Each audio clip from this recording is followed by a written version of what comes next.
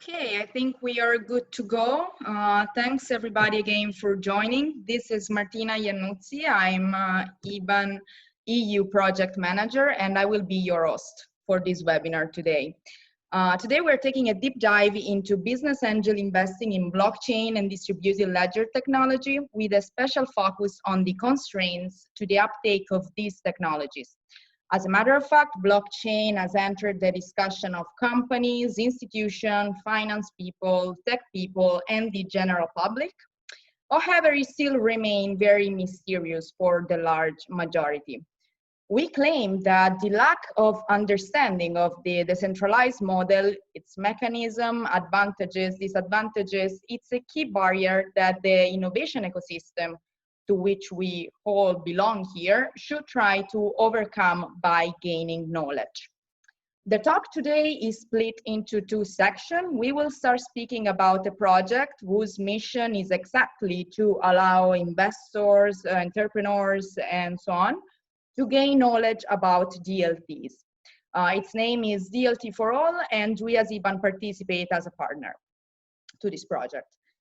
Then we will overview the state of the art of angel investing in this field and speak about opportunities and barriers that investors and entrepreneurs face when entering this groundbreaking field.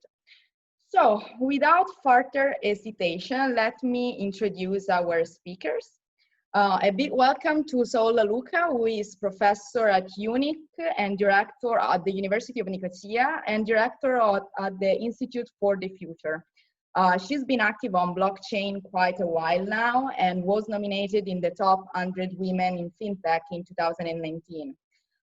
She contributes to several tech events, including the Decentralized series, and she is the project coordinator of DLT4ALL project. So welcome, Saula. And then a big welcome also to Edward Bali. He is general partner at Accelerate Venture Partners and also part-time associate professor at the Copenhagen Business School.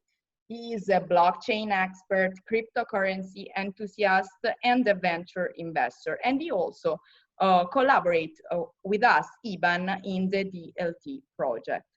So thank you both for being with us. Just a few rules to keep in mind before we start. I remind you that this webinar is recorded and then we'll take questions at the end of each presentation. I kindly ask you to mute your mic and use the chat feature to let us know your questions. Okay, very good. So I'm gonna stop sharing my screen now and hand it over to you, Sola, first. Thank you, Martina. Yeah, go ahead. And thank you for your kind introduction. All right, let me share my screen with all of you. Let's see. Okay. Okay. Oops, sorry. Can everybody see it? Yes, perfectly. Great, thank you.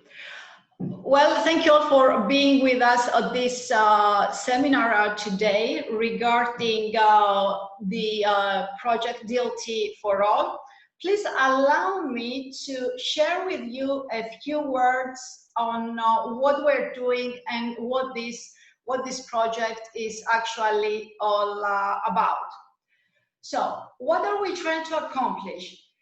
We all know that the past years, DLTs, blockchain technologies, have been very popular, and we see them having a lot of economic and social implications through the various use cases that various companies within the ecosystem are implementing.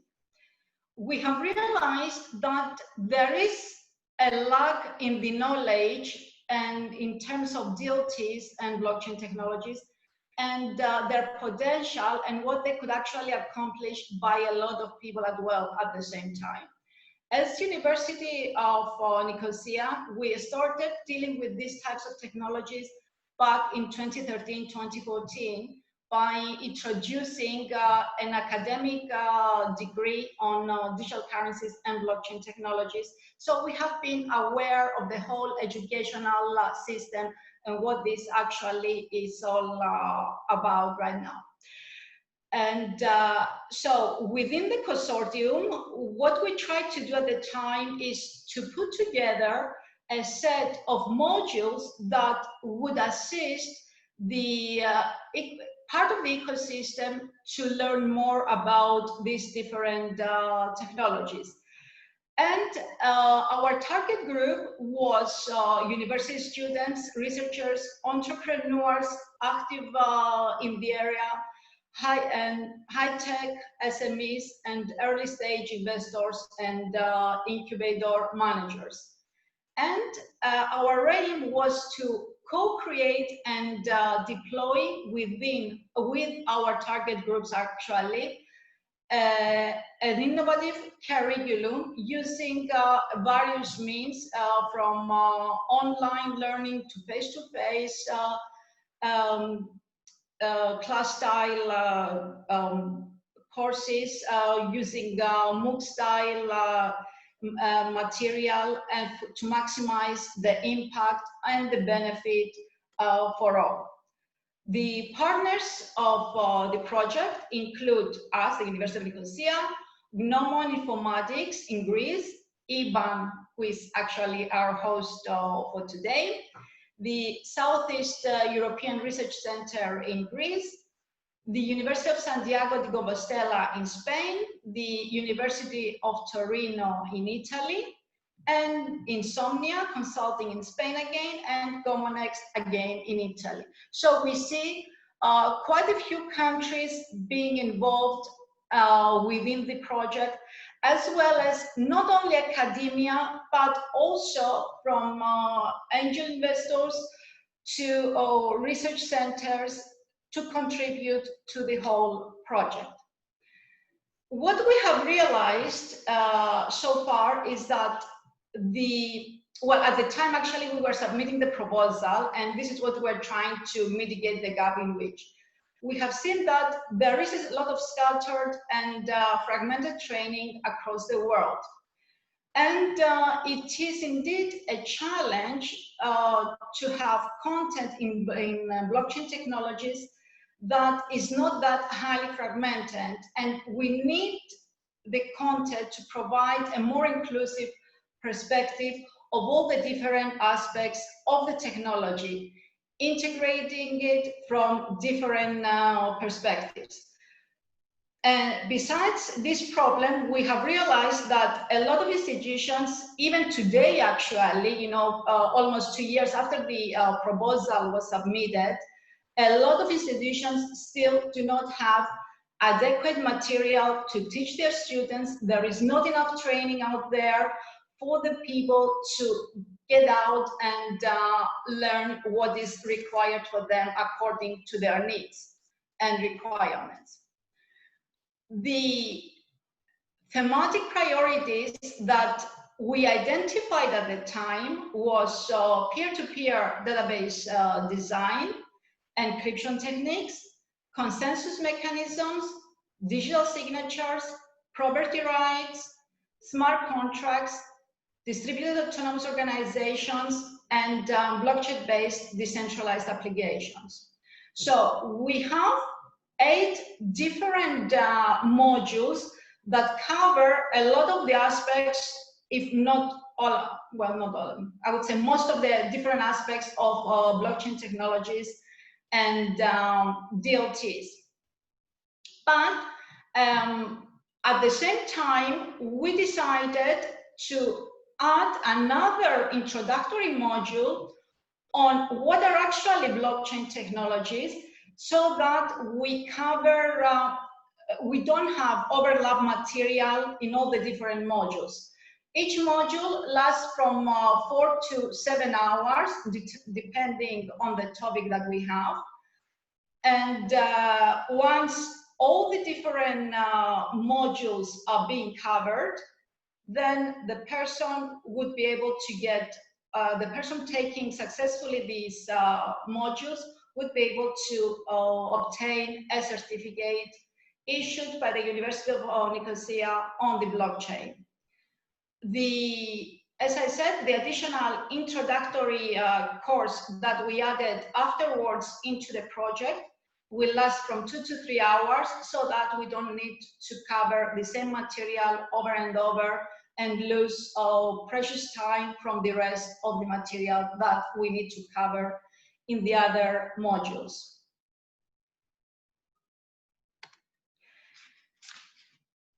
Regarding our approach, after looking into the academia and the industry and following up a needs analysis, we identified those 8 thematic areas that I just mentioned. However, when looking into implementing this solution, we are looking at exploring further into these modules and through covering different use cases as practical examples.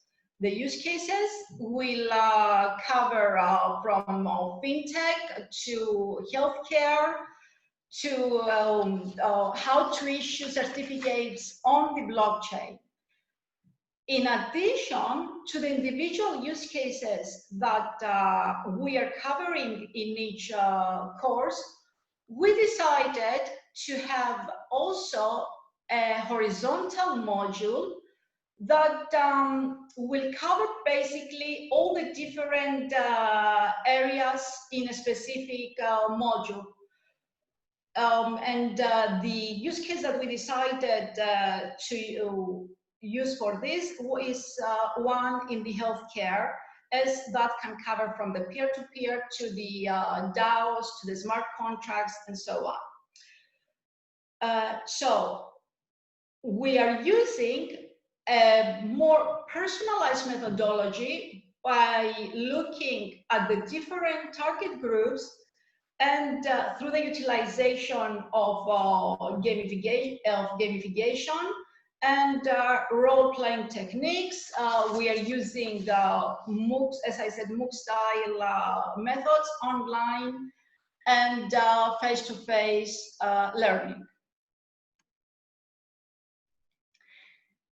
The content of each course is designed by the different partners in the 5 countries of the consortium.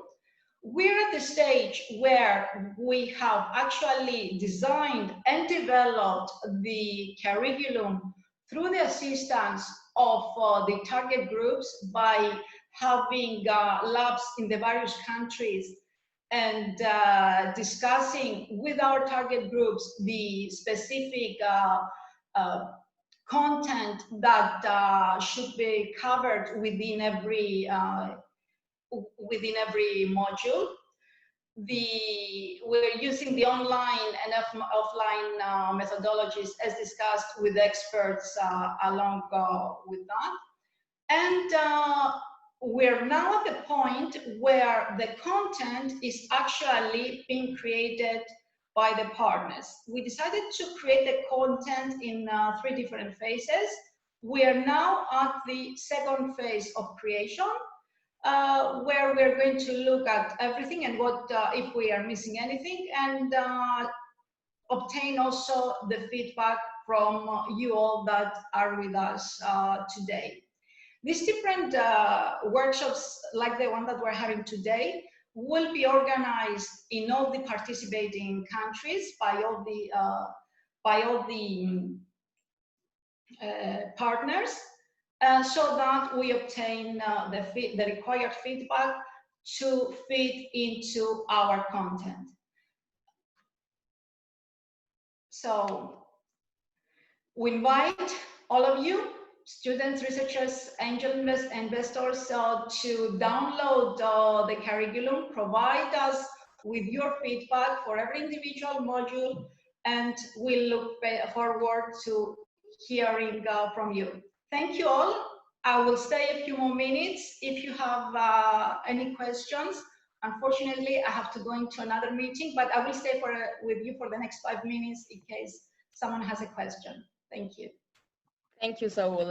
Yes, we do have a question actually from Mary, who is asking us how to get access to the online course as well as to face-to-face teaching sessions? Okay, we are planning this. We are scheduling them starting in October, if I remember correctly, Martina. So for these courses, but at this point in time, they can download the curriculum that is shown on the URL that I have on the slide. So they can look into the curriculum, and we will keep them posted when the face-to-face and the online sessions will be scheduled. They will not start until fall of this year. Okay, great. And also another question, what is the cost of this course? Free. Yeah, isn't that good? Okay, yeah, I don't think there are any more questions. If there are more questions, please drop them in the chat so that we can take a last minute with Saola before we lecture. My email can also be found on the website. I forgot to write it here. So they can reach me anytime. Okay, great. Okay, so I think we will let you go. Thank you a lot for coming. Thank you. All the best with the workshop. Thank you. Now we say goodbye to Saola, and I will share with you in the chat the survey link. As Saola mentioned, this survey is very important for the project to collect your feedback and improve the content accordingly to what you user find interesting and useful. So please do fill it only after this webinar is over. As we now have Edward Bali to speak about angel investing in blockchain and DLTs. Thank you, Saola. We say goodbye. Thanks again. Thank you. Bye. Feel free to stay until you can. I'll stay a little bit with Edward and then. Okay, great. Edward, maybe you can start sharing your screen then. Yes, good afternoon, everyone. I try to share my screen now. It's, let me see where I have it. Do you see my screen? Perfectly. Okay, just a moment. I need to. As I said, I'm on the countryside, so the signal is not that strong. So you will see my beautiful face another time, because I'm afraid that I'm losing the connection if I go with the video and everything else on Zoom. It has happened before. So how is the audio? Is it going clear? It's perfect. Through? Yeah, it's good. Okay. Thank you, Saola. Thank you very much. Thank you. Unfortunately, I have to go, so please excuse me. They're calling me. No worry. Bye, Saola. Thank you. Bye. All right, and thank you, Martina and Katie, for arranging, organizing this webinar. Yeah, let me see here. I have a little bit of difficulties with the technology. Excuse me. All right. I've been asked to talk a little bit about investing in blockchain. Before I go further, I probably need to say a few words about myself, what I'm doing, where I'm based, and what is happening in my life. So I'm based in Copenhagen. I'm working, living, studying, has been studying here, and now is heavily involved with investing. I've been in academic for many, many years. A couple of years ago, I kind of stopped to be super active. I've been active in teaching and also writing about academic papers, and mostly in finance. My background is in finance. And I got into investing, basically deep tech investing, technology investing, whatever is coming from mostly, of course, IT technologies, IT-based technologies, but I have been also touching upon biotech and other areas of deep technologies. So yeah, for the purpose of this webinar, I have been preparing a few slides.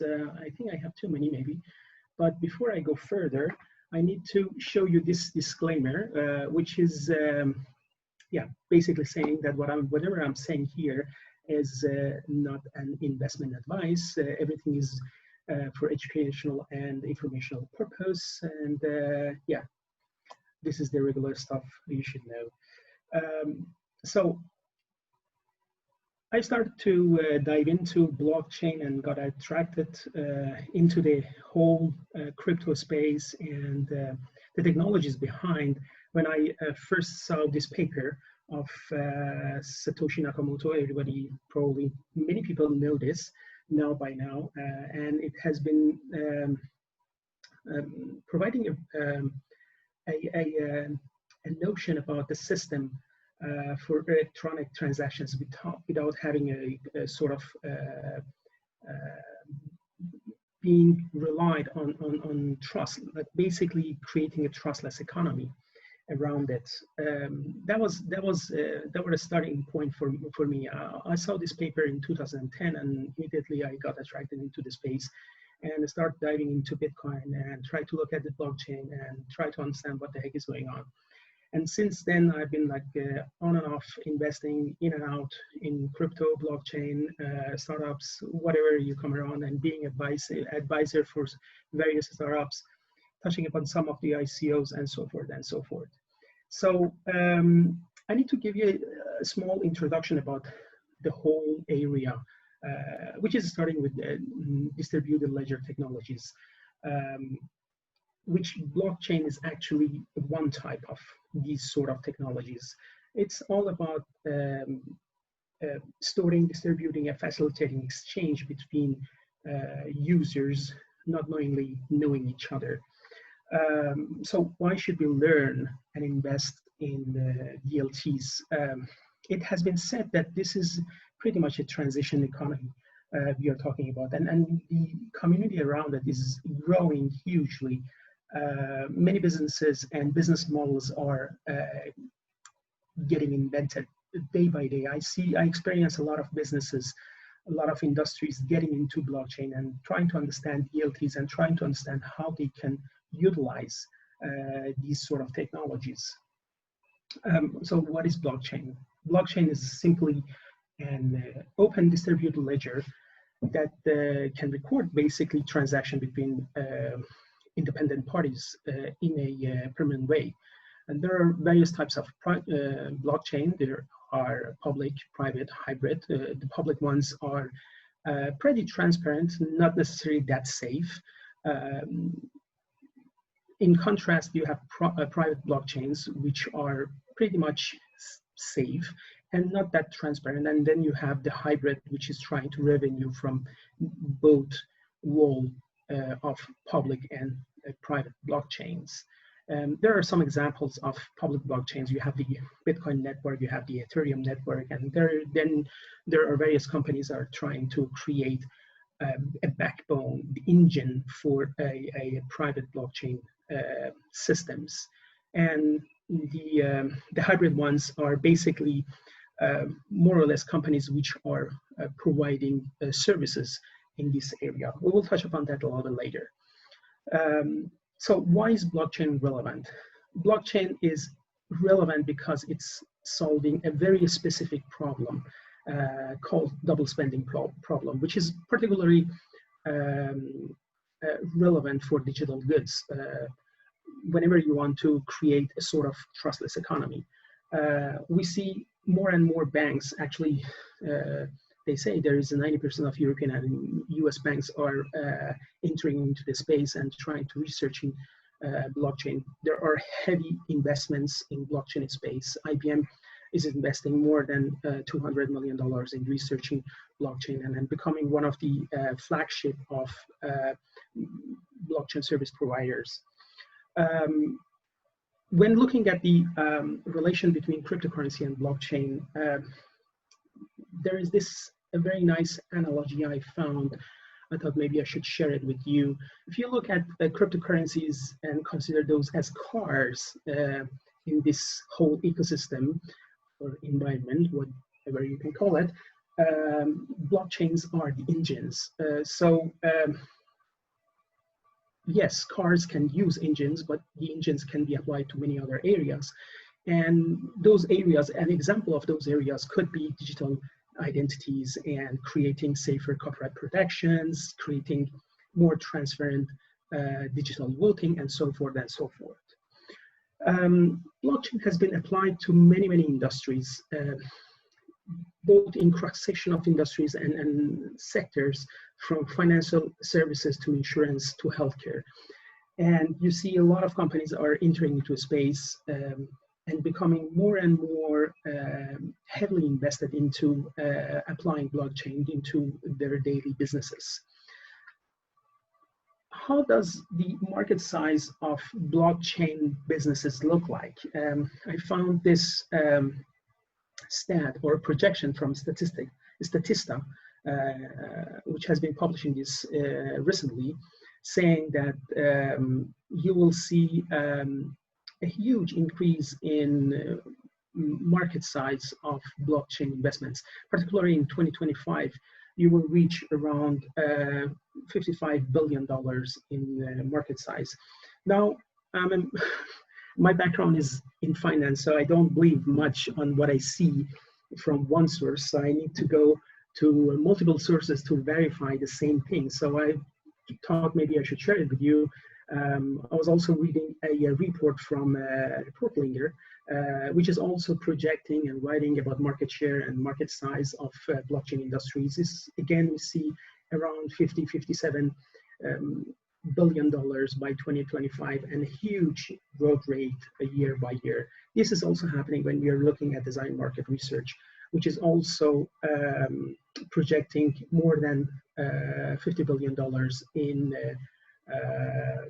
market size in 2025, and yeah, a more than 50% growth rate year by year up until 2025. So I'm kind of becoming sort of convinced that this is actually a big jump we are seeing here from the level we are right now, around $10–15 billion in market size, to around $50 billion in a few years' time. So the global blockchain technology market share is heavily influenced by banking and financial industries. And this is due to the fact that there is a rising need for faster and more transparent transaction across various industries, which these sort of financial services industries are actually supporting. So because of that, we will see also in future that they are trying to heavily implement these sort of technologies to support their operations, to benefit their customers, of course.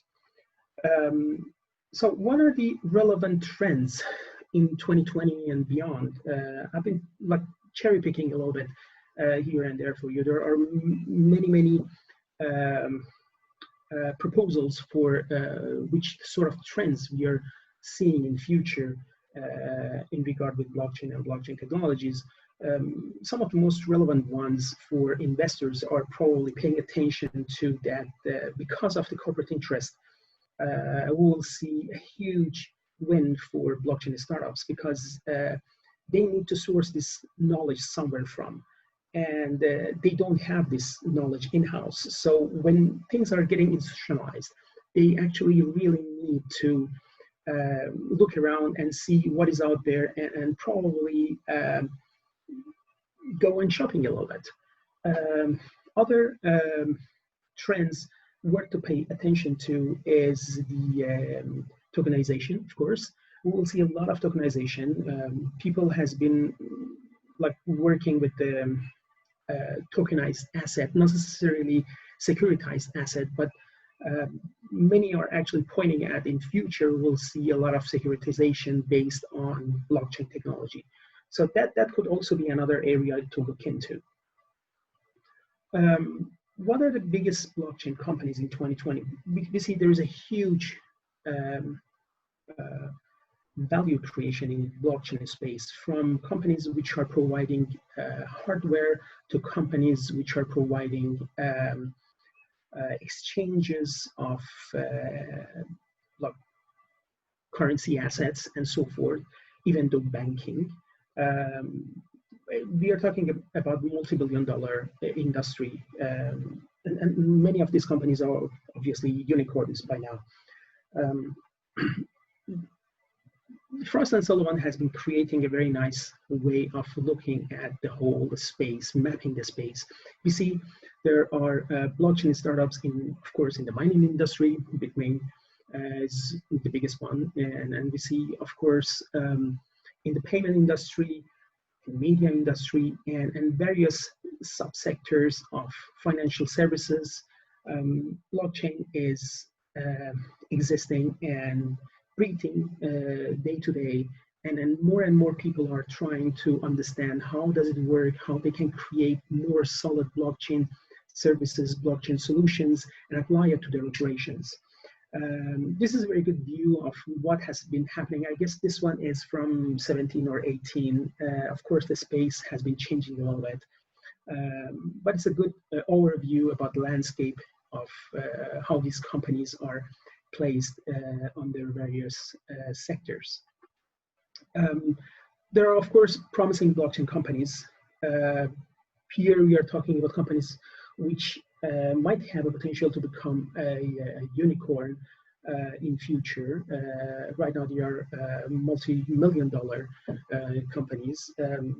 These companies are very interesting from various point of view. For instance, T0 is a New York-based company which is actually providing a venue for securitization of assets, already $76 million worth. And I've been looking through some of these companies' cap tables and then looking at their journey of creating valuation, and it's amazing. So many VCs are backing, serious VCs are backing these companies. And to me, honestly, it does mean that the space is actually growing more and more. I'm not saying that this space is mature right now, but it's growing more and more from day to day. T0 is backed by 700 Ventures. Ledger is backed by Samsung and Draper Spirit, of course. And then you have Definity, which is backed by Polychain. Morgan Crete is backing Figure.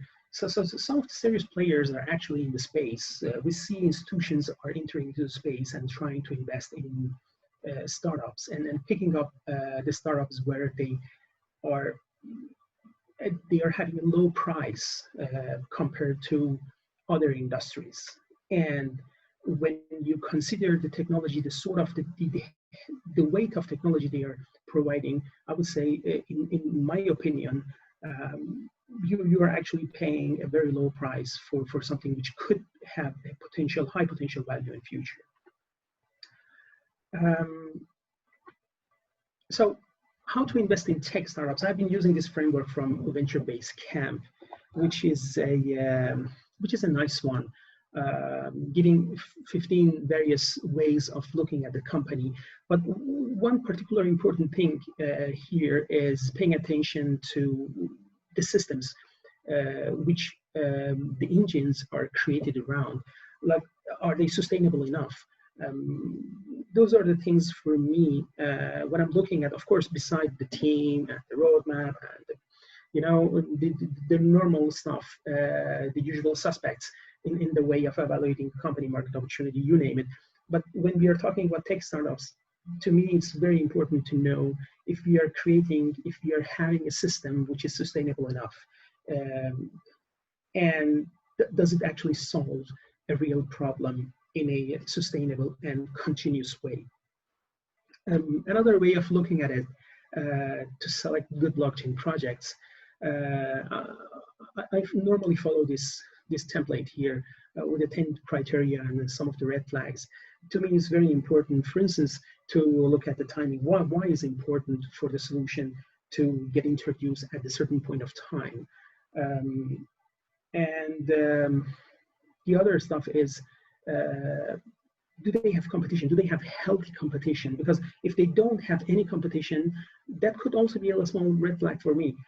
I would rather want to have some competition, not big, large competitors, but in some sense, some competition, healthy competition. But if they don't have any, it could be a question mark. and that could be related to the need. Is it a real problem there?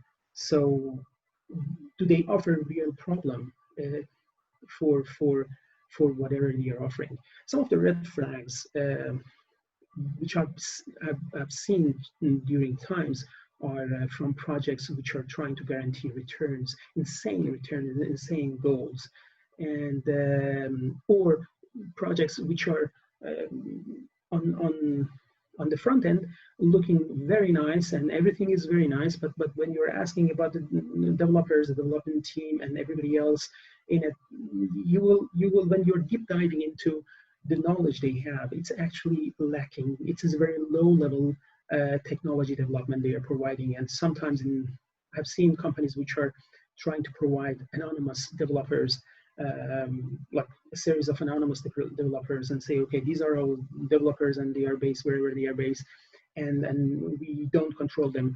And those are sort of red flags for me. So I don't go around those sort of companies.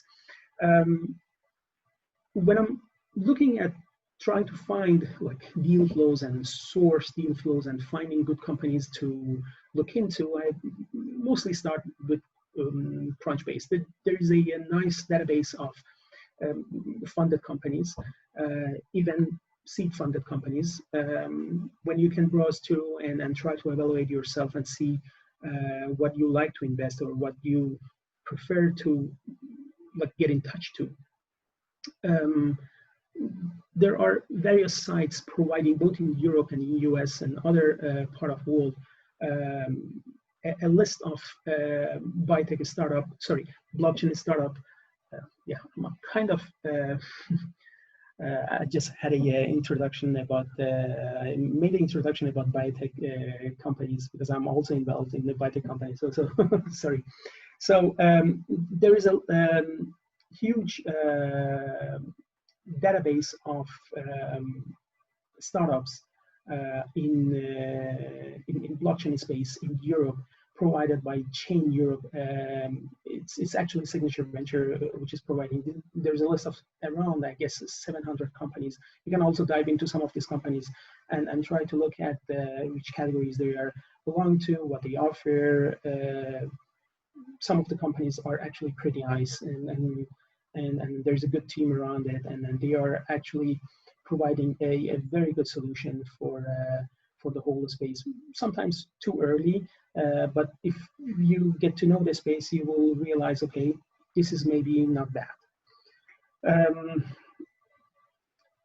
Another way of trying to get into this space, if you want to invest in blockchain businesses, is creating syndicate or actually contacting some of the VCs who are experienced in investing in blockchain. We have Digital Currency Group, which is led by Barry Silver. We have Consensus Ventures, which are previous Ethereum people. And even though we have Coinbase Venture, which is normally an exchange, but getting more and more into investing in blockchain startups and so forth. It's a very good way of finding good deal flow and probably creating syndicates with those guys. If you want to find investors in Europe, you can browse through, again, the catalog of Chain Europe. They are providing some of the active investors, the list of active investors in blockchain space on the website. There are other websites you can go and try to take a look. This is one example. I use this once in a while and just try to get hold on to who is there, who is not there, what are they doing, what are they investing, and so forth. If you are not that willing to invest directly into startups, there are other ways of investing into blockchain. People might have various risk appetites. So if people are a risk averse type of investors, they might prefer to invest in companies that are not directly dependent on blockchain technology, but they are they are providing those as services. There are blockchain integrators. For instance, Walmart, Nestle, even Goldman Sachs, Pfizer, they are actually using a lot of blockchain technology to improve various aspects of their operations. Even better, you will have blockchain providers such as IBM, Amazon, Samsung. They are heavily involved in these areas. Of course, you're not investing in Microsoft or Amazon because of the blockchain. Everything else should also count, but you should know that they are actually providing these sort of services, and they are already in the space. Let's see. This is a view about some of the companies using blockchain technology in various industries. We see, for instance, Accenture providing a lot of services to banking and finance services. We see IBM providing a lot of services to food companies. And even though energy companies like BP are entering into space, so things are getting more and more established around out there when you're looking at the bigger companies, and maybe investing in those indirectly to indirectly invest in blockchain technologies. Other ways of investing in blockchain could be, for instance, stocks. There are listed blockchain stocks. There are publicly traded blockchain stocks people normally invest in. Hype blockchain is actually not bad. I've been looking at that one. I'm not in blockchain stocks personally, but I consider looking forward for more companies entering into space and probably creating more IPOs. ETFs is another way of investing in blockchain-related businesses. There are a kind of lower fee alternative to stocks, which are actually providing a good basket of companies to invest in. There are various funds. You will have Amplify, you will have Reality Shares, you will have Innovation Shares, and so forth. So those are really, really good ones to take a look at and then probably dive into and understand why they are putting their portfolio in the certain way as they do, and maybe get some inspirations about how you want to put your portfolio together in future, whatever they are, startups or listed companies. To me, a very clever way to invest in blockchain companies are investing in blockchain companies which are providing the services, basically blockchain as a service, like software as a service thing. Of course, there are big companies like SAP, IBM, and Amazon, but there are also smaller companies like Dragon Chain and Corda, which are offering these sort of services, and they can, in future, there's a probability that for these companies to get merged into bigger companies, and there could be some sort of offering to bigger companies, and then you can actually do a really good exit if you take a look at these companies and then try to dive into these sort of companies, because they are heavily providing a much needed ease and stability into blockchain ecosystem, which is not currently well established. We need this, and it's improving day by day, and I think these sort of companies will be some of the winners in this space. All right, I think my time is kind of up. I've been trying to rushing through this. So this is how to reach me. If you want to contact me, have a question or anything in future. That's it. Yeah, thank you very much. Thank you very much. Brilliant. I think it was a very fascinating talk, and you touched on many aspects. So I think now it's a good time for our audience to jump in and ask your question. You can either type them in the chat or just unmute yourself and ask it live to Edward. First, to answer to Christina, just want to say that we will upload the recording of this webinar on EBAN Vimeo channel. of which I'm posting the link now, and that we will see also about sharing the slides. So yeah, questions for Edward coming. So from Mary, on your last slide of the services providers, are the companies listed already listed companies? Yes, some of them are, of course, listed companies like Amazon, but not the smaller ones. We have very few listed companies in blockchain space.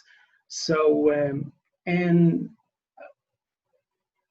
without saying that much, I hear here and there that some of the companies are actually considering to get listed in future.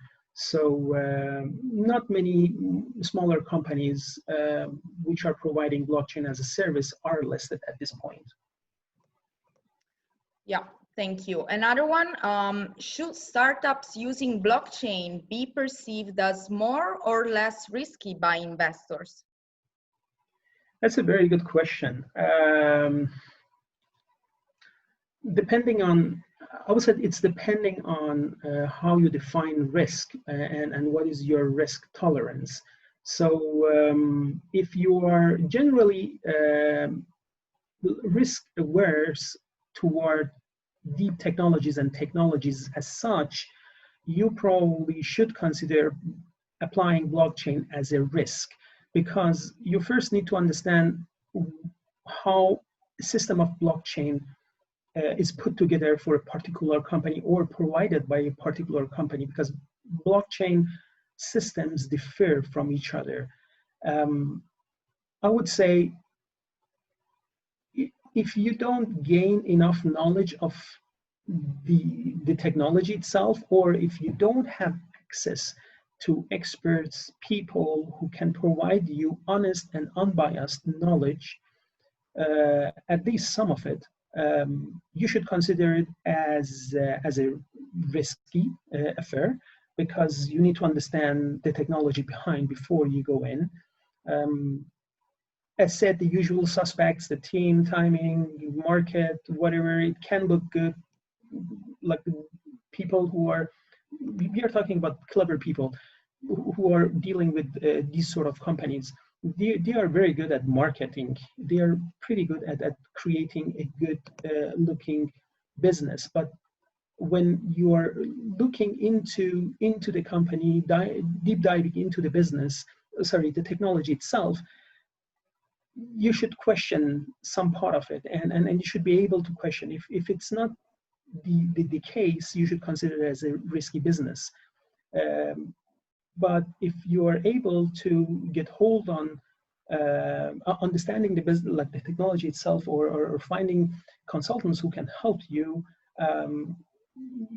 you don't need to consider the risk as such as a big problem.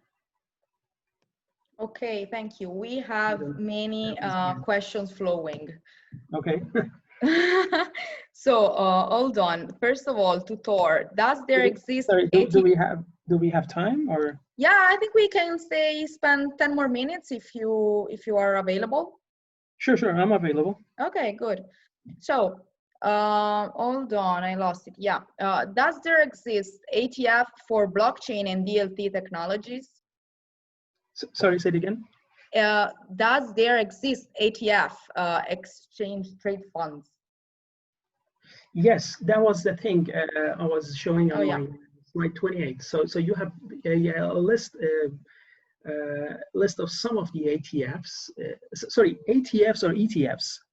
ETF, yeah, it's sorry, yeah, it's true. ETF, this one. The exchange traded funds, some of them, which are providing a basket of companies to invest in. So yes, there are some. Okay, another interesting question from Joshua. How do you perceive DLT blockchain within supply chain related use cases, such as for manufacturing, logistics, etc.?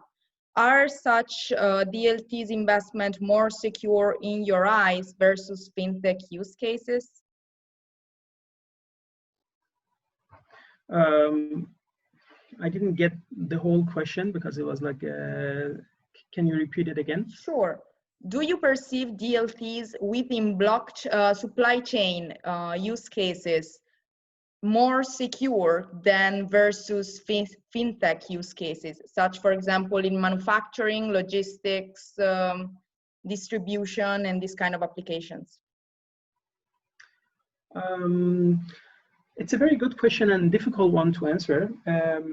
Again, depending on how you are using it into the sector. If you're thinking about those sort of sectors, I would say, since they, for the most, will be private blockchain systems, they might appear to become more secure, but not necessarily. Again, depending on who has been putting it together, where did you acquire the system, how is it shaped, and what is it used for? And if you have outside participant into your closed system, you might create some security breaches. So I would say it's very much depending on what are you trying to achieve with your system, because you should again look at blockchain as an engine, and you can apply that engine in various ways. Sometimes if you are applying in a wrong way, it might break. And sometimes if you're applying it in the right way, it might benefit you and your operations, and you can earn a lot of money based on that. So again, depending on where is it used. It's difficult to say if you're using to one sector versus another sector is more safer. I would say it's pretty much dependent on the application, the specific application type. Yeah, makes sense. Okay, another question. Client base wise, is Chinese demographic still the most relevant one? The Chinese demographic? Yeah, are Chinese still the biggest number in users of blockchain and DLTs? Yes, in some sense. You have some of the big companies like Bitmain, which is a Chinese company, and they are providing, it's a $14 billion company we are talking about here. So they are providing the technology behind and this hardware to process like mining operations and so forth. So you have a lot of Chinese companies which are gaining ground, and they are solid companies in regard with the technology itself. Yes. Great, thank you. I think we can get a couple of more if you're okay with that. Sure. Okay, so what is the best research over what happened so far on the successful or unsuccessful ICO? And yeah.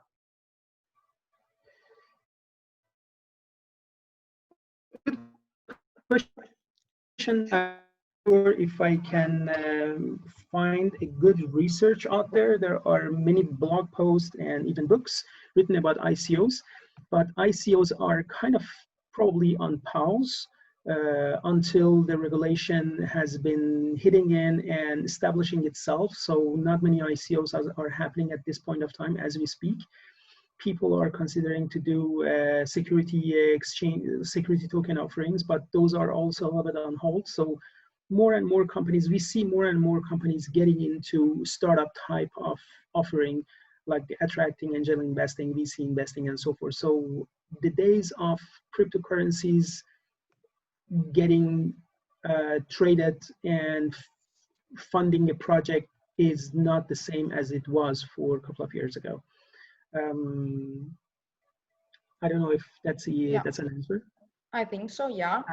One more. Are the index funds with the blockchain focus only investing in listed companies?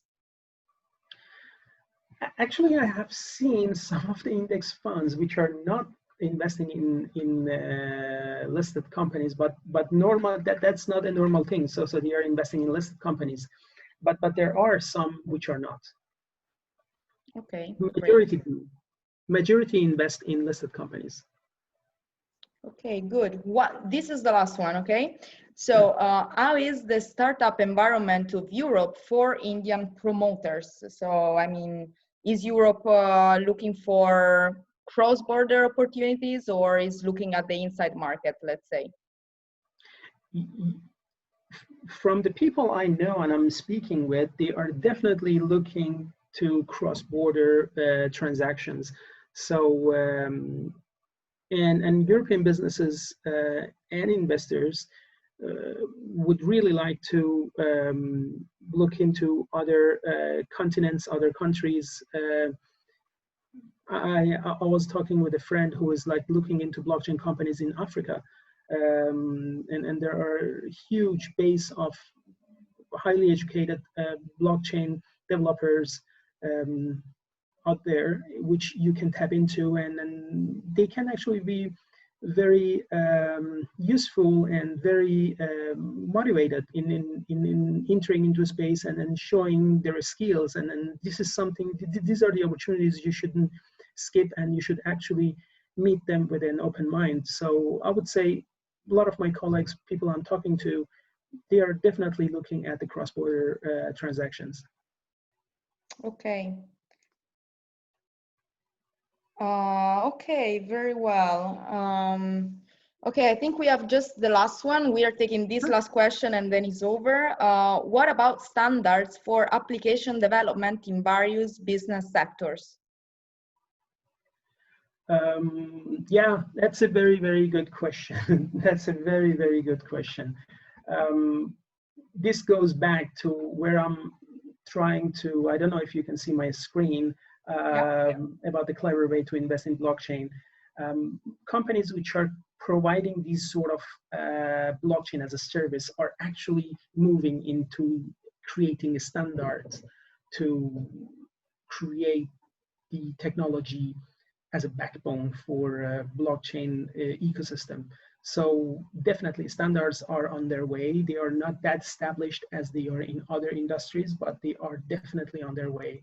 And there is a huge need. And that's why, another very good reason, these sort of companies are something worth to look into. Okay. I hope that's an answer. Okay, yeah, I think so. Okay, very well. Thank you so much, Edward, for the time you spent with us, and thank you to everybody for attending. I think we will close this here. Just kind of remind you to be tuned with the DLT4ALL project, in which also you will be able to see Edward some more times. Fill in the survey, and we will keep in touch for sharing the slides in case some of you is interested. So thank you again, everybody. Thanks. Thank you. Bye, Edward. See you.